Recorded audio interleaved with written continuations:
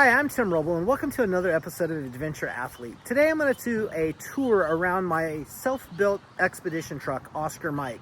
I'm going to break it into 3 different segments. Part 1 will be the chassis, Part 2 will be the garage tour, and Part 3 will be the habitat and the construction of the box.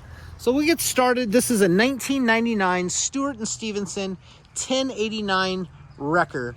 I sourced this from Martin at FMTV Sales up in Oregon, I believe it was.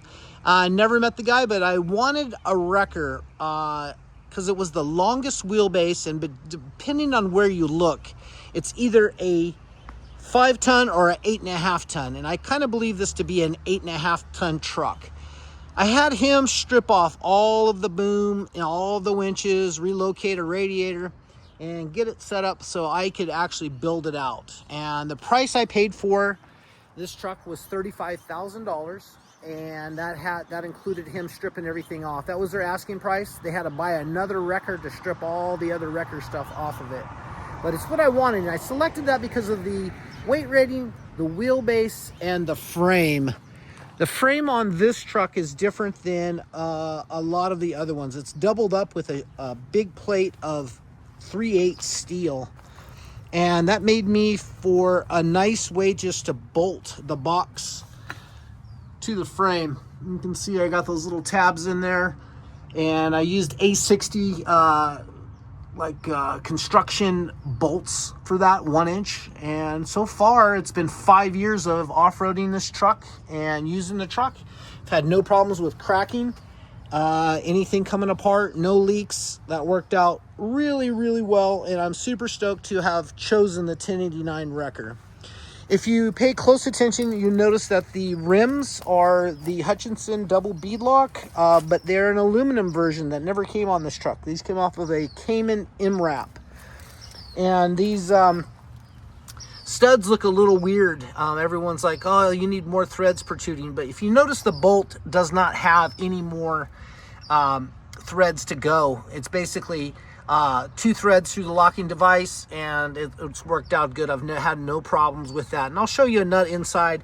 I carry spares for everything on this truck, but I did all brand new central tire inflation system valves and hoses and fittings and everything when I did this, and I was the one that actually mounted these tires. The tires were sourced from Felice Tires in New York, and they're brand new MVTs, Goodyears, 395 85 20s. And what I did was I just took one at a time and painted the wheel. They came sandblasted. I used 22 ounces of balance beads. It's just basically glass beads that go in there, and I've had no problems. This thing goes down the road absolutely beautiful at 65. Talking about that, I was hoping to get 5 miles a gallon out of this. It runs on diesel. This one has a Caterpillar 3126 mated to a 7-speed Allison transmission. It goes down the highway really well, partly in part because I had highway gears installed on this. So the differentials were pulled out and installed a highway gear, gives it a higher ratio. So when the speedometer reads 40 inside, I'm actually doing 55, 56 miles an hour. So I can cruise at 65, and that it thinks it's doing about 51, 52, and it just takes less of a strain off the full drivetrain. Why I had all of the gears and everything out, I had 2 lockers put in the back 2 axles, and I think that worked out super cool because it's kept me from getting stuck a couple times. Even though it's 6-wheel drive, with open differentials, it's really like 3-wheel drive. So now it's actually 5-wheel drive, if any of that makes sense to you. So it's kind of a Detroit style locker in the back, but thing goes down the road good, steers nice, power steering, air brakes. So when you start this vehicle up, you actually have to wait a little bit for it to, it goes through a prime phase where it builds up air pressure, which gives you brakes to lift the brakes off. And it goes through a cycle on the central tire inflation system where it inflates the tires. That being said, the Wrecker actually had a 75 PSI rating on the tires. Most of the other ones I think are 60, so you get a little bit better mileage with the harder tire. But I can, from inside the cab, I can control highway, cross country, sand, and then there's an emergency mode that if you're really getting stuck, it'll really put the tires flat. I've never used that. I've used sand one time, and it really lays out a crazy footprint where you just walk across sand. That makes it super nice. Up front, you'll see that I did pair this with a Midwest Military Equipment front bumper. Although I am a fabricator, been a fabricator for 42 years now, it wasn't worth my time to build this bumper. They sold this bumper to me for $2,200. I believe they're more than that, even if they might not even be making them now. But I did pair it with a Sherpa 25,000K winch. I carry snatch blocks inside, so it's capable of pulling 50,000 pounds out. Have some lights on here that currently these trucks are always a process because it's basically a house and a automobile going down the road. Why I'm talking about Midwest Military Equipment, they've been great to deal with. I absolutely love them. They did an airbag system that replaced the stock airbags. Here's the look at that. This is their first generation, which works out okay, but it puts a little tension on the cab mount with that. And when you're putting the cab down, you have to be very careful that the cab comes down and latches with these airbags. Another issue that I've seen, you're watching a lot of the forums when you're thinking about getting one of these trucks. And it's a family of medium tactical vehicles. This is a 5-ton, so this would be a medium tactical vehicle, 5 or 8.5 ton, depending on what literature you read. But a lot of people talk about drive shafts and having them balanced and all of that. I didn't do that. I have about 15,000 miles on the truck. I do lube the drive shafts usually twice a year. I usually do June before we go down to Newport Dunes, and that's why this is home now, is to get a quick service, reload some equipment, and we'll be heading down there 1 August. So we got about a month of prep, and I like to just kind of fine tune some stuff on that, but I've had no problems with the truck. It hasn't left me stranded. I did have a fuel water separator leak on me, and that it was a loss of power, but I carry spares, and I would recommend carrying spare oil filter, spare oil, radiator, all that type of stuff. But the truck hasn't left me stranded.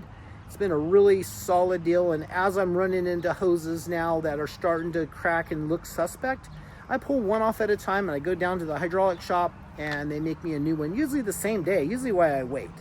Usually about $100 or so, and I'll just keep working my way through the fuel system on that, and then I'll do all the lines on the truck sooner or later. But I just do a few a year. Anything that's suspect, I replace it. You'll notice that I did do Freightliner mirrors. They do have a little bit of a wobble to them, but I'm able to see pretty good because I made an inner plate here that actually trusses up the door. But if I had any more problem, I'd just do a screw there and go up to the 2 factory holes on that. I did put locks on it from Steyr, and these trucks were made by Steyr back in the day, but now they're made in Texas by Stewart and Stevenson, or actually now I believe they're no longer being made, and another company bought the rights to it. But you see I came in here, I just did a quick little, this is Rust-Oleum Professional in flat black, got all the green out, cleaned everything up, painted everything. I did some Kilomat by Dynamax. Cut down on some of the sound in here. We'll come up in here, and I have this Forever Sharp semi steering wheel. Makes it really fun to drive. I did do a backup monitor and cameras all the way around it for navigation and just getting an accurate reading for going down the road. It's a Garmin Tread XL. It's Overlander type GPS by Garmin. Really 2 thumbs up on that. It gives you nice stuff to where to camp. Here's the controller for the central tire inflation system that I was talking about. It automatically does its deal, and it's set in highway right now. But you can be going down the road and you can hit this and it'll deflate the tires to a cross country setting, probably somewhere around 50-55 psi. Sand set is probably somewhere around 35. An emergency, which I've never used, I'm going to guess is somewhere around 25, and that's when they're really starting to get stuck. Air brakes, and then you get the 2 air gauges here, water temp. Just super simple. It's push button over here on the Allison Trans. Super simple. I did pad this in here, and I have this in a folded down mode. I just got back from the trip with the dogs, so I had two, a Malinois and a German Shepherd up in here, and they ride down the road really well. And for the pass-through, I basically cut this in and cut another one in the habitat. So each one of these actually seals itself, self-sealing on the truck cab and then on the habitat. So I didn't have to have a boot or anything in between. I think I've only crawled through there like maybe 3 times in really crazy weather. Inside, I put some wood up in here, and then put this furry stuff up there. It's worked good. It goes down the road. You can listen to, I had this real tiny little next gear speaker, and I put it, it's got a magnet on it. I put it on the dash, and I'd listen to that going down the road. Now I've upgraded to a JBL, the smaller one. And it's nice. I want to be able to hear the truck going down the road. I don't want just music blasting and not that noise. I'm familiar with all the noises the truck makes, and it runs down the road really good. I did buy some air for it, the A2 air conditioning module, but I actually sold that back to the guy I bought it from. I don't really need air. Even in July, I get up in the morning and I leave. I'm only going to drive 3 or 4 hours. And then my Habitat's got a mini split in it, that runs off of the solar, so it's not an issue. You can pull 12 volts off of the bank. This cover right here lifts off, and I've pulled 12 volt on that, and this is just a separate little system. And I got these little animals. This was my mom and dad's that traveled with them. My mom was the frog, my dad was a little dog, and my dad's little piece is the happy face. So I run that on all my stuff. They've both passed, but they still travel with me. Speaking again about Midwest military equipment, they make these door pulls, and they worked out really nice. They're not a little expensive for what they are, but with the cup holder and everything in it, I really like it. My daughter got this for Father's Day a couple years ago, so thank you, Sierra, for that. But interior is just super easy to work on. I use a leaf blower, get in here and blow it out, and that works out really well. Anything else I can think of? Would I buy this truck again? Yes, I would source the wheelbase again, and if I could find one that had the C7 in it, it's got a little bit more horsepower, a little bit more torque. But other than that, I go up Cajon Pass here in Southern California, right about 40 miles an hour, 38, depends on who gets in the way.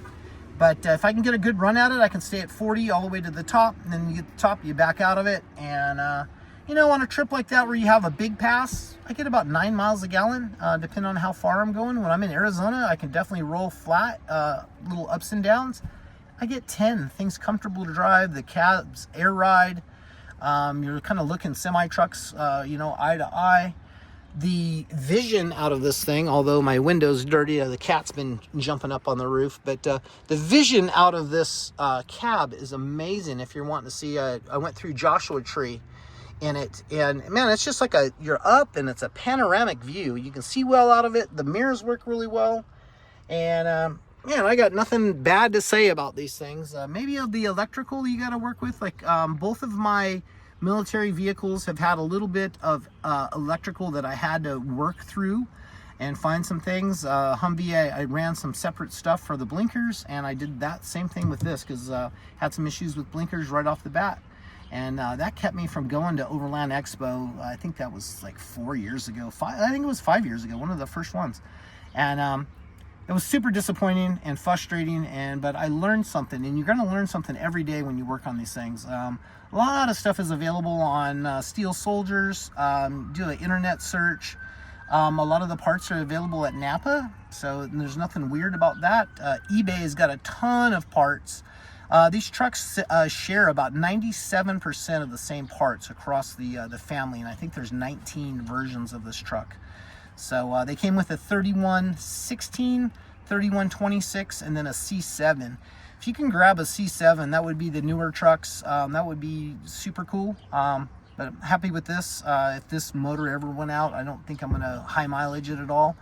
I think I have a total of about 21,000 miles on this. I had a Caterpillar doctor come out and take a look at the truck and plugged into the port, went through each injector, shut them down, checked everything.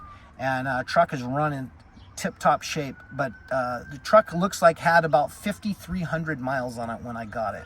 and the invoice on it was $197,000, and then I paid $35,000 for it. So would do it again. I absolutely love the platform. If you have questions and comments, if there's anything I can help you guys with, please hit me up down below. If you haven't given me a thumbs up, please do. I'd love to have you follow the channel, and next video will take you inside to the garage. That's going to be it for now. I'm Tim Rubble, and I'll catch you here next time.